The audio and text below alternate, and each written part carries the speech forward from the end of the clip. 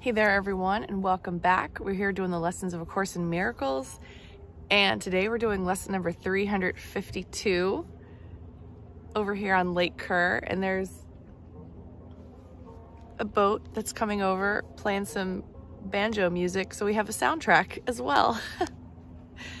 All right, lesson 352. Judgment and love are opposites.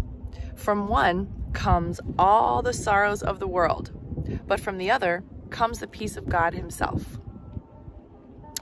Forgiveness looks on sinlessness alone and judges not.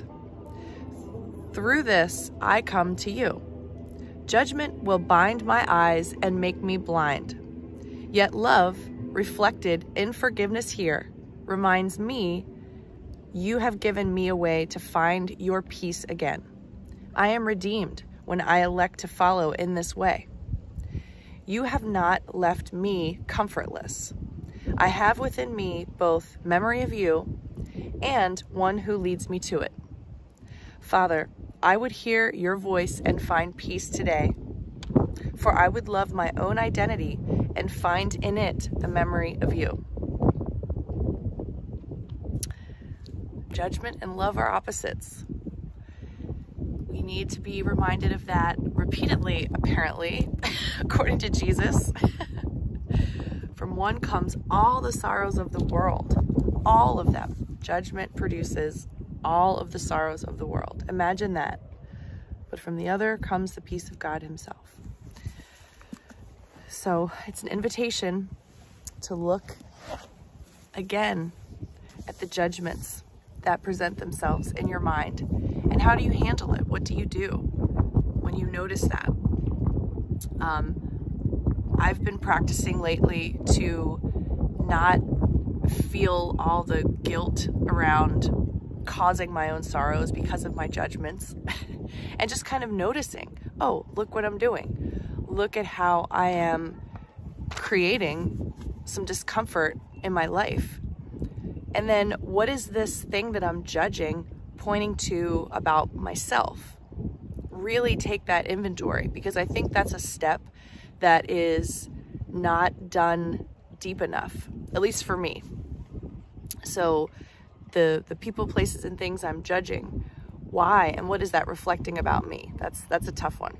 So anyway, let's turn over to A Year of Forgiveness and see what this beautiful text has to say about lesson 352, the 2019 remix, as I like to call it.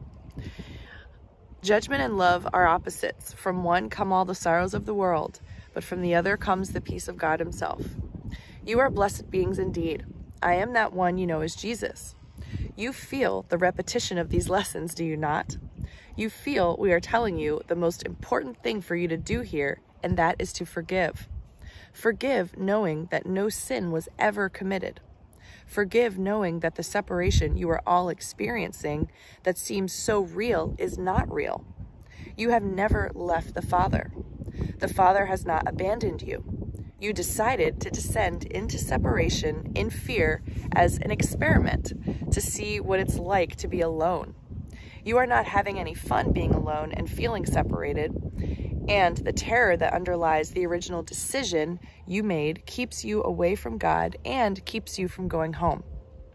There is this idea of the punishing Father lurking in many of your minds, and it keeps you from forgiveness.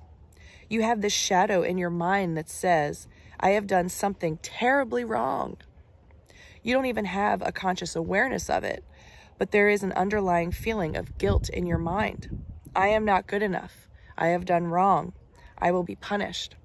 The churches of old played on this unconscious guilt in the form of hell, and a seed has been planted in your mind about hell and Judgment Day. You believe it to one degree or another, and it is not true. You will not be judged. You will merely reap the harvest of the seeds you have sown. If you are sowing the seeds of further separation, you will suffer more. If you stop sowing seeds of separation and practice forgiveness to the best of your ability each day, knowing that you are going to do it imperfectly and that the ego will try to hang on to those judgments, you cease to sow the seeds of separation and fear. As you go through each day forgiving as best you can, putting away that resentment to the best of your ability, you increase the number of seeds of love that you sow and that you will harvest in the future. Do not see this process as a big thing. See it all as small things you do each day that are more loving for you and others, more forgiving and less judgmental. Just keep doing your basic work, knowing that each decision is a little miracle and that it sows a seed of love instead of fear. As you continue to sow these seeds of love instead of fear, the fear in your mind will dissipate. Peace will increase. Connection to the information coming from all that is will increase, and you will feel less and less alone and more guided each day. You are not alone, dear ones. You merely think you are. I am that one you know is Jesus, and we will speak to you tomorrow. So there you have it. Little reminders about judgment and reminders that we're not alone. And certainly here on this YouTube channel, we are numbers growing each day, and it feels like there is a synergy that's building as we get more towards the end of the lessons, and new faces and people are coming on board here, doing this work, commenting about their spiritual practices, sharing resources and ideas that they have. And I think that's also extremely helpful, knowing that you have a source, at least this source online, that you can go to and listen to, and remember that there are other people who are on this journey when you do start to feel alone, and when you do start to have that negative self-talk just ripping through your mind. You can let it say what it has to say and then tell it thank you, and then move on to something else. Put more nourishment, spiritual nourishment, into your field. Don't allow yourself to be stuck or to keep listening to any of that judgmental or negative self-talk. Okay, it is a choice. It is a choice. And we definitely have the opportunity to turn to something more loving. So I want you to have a wonderful day, and we're gonna head over to the property again today. We're gonna take the camper over today and just start figuring out what it is that we're doing here. Why did Spirit create this opportunity? Why are we getting together? What is going to happen? I don't know. Have a wonderful day, everyone.